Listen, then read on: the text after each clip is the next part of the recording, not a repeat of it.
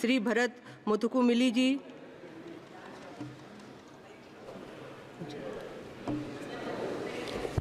Thank you, Madam, for giving me this opportunity in the 0 hour. I want to speak about developing a national program for cancer screening. I'm a trustee on a cancer hospital, which is a non-profit in Hyderabad, and I see the amount of cost that it takes to treat cancer. But unfortunately, our screening at an India level is far lower than it should be. Our cervical cancer screening rate is about 1% of the population, and breast cancer screening rate is about 2%. Whereas countries like the US, we're screening about 70–80% for cervical and breast cancer. Why am I saying this? Because cancer cost is the highest cost per hospitalization, 50% greater than the next highest, which is cardiovascular disease. Average hospitalization cost each time is about 70,000 rupees. Treatment, there is new investment that's happening in nanotechnology, which over the last 10 years hasn't become as viable yet. An Indian institution, IIT Bombay, Tata Memorial, have come together with a CAR-T cell therapy, which is showing promising results.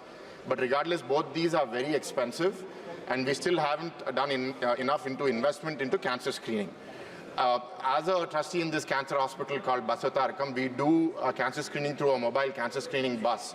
But the challenges with that are we aren't able to reach remote areas, and there is also a social stigma in women to come and get checked for breast cancer or other.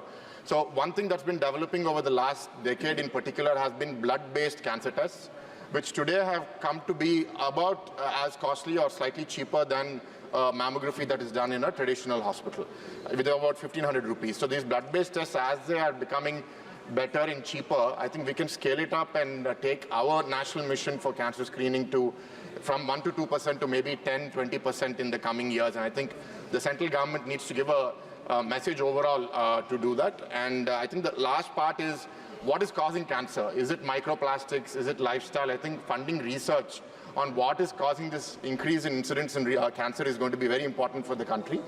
And investing into AI that will help us to screen cancer at an earlier rate. Thank you, ma'am.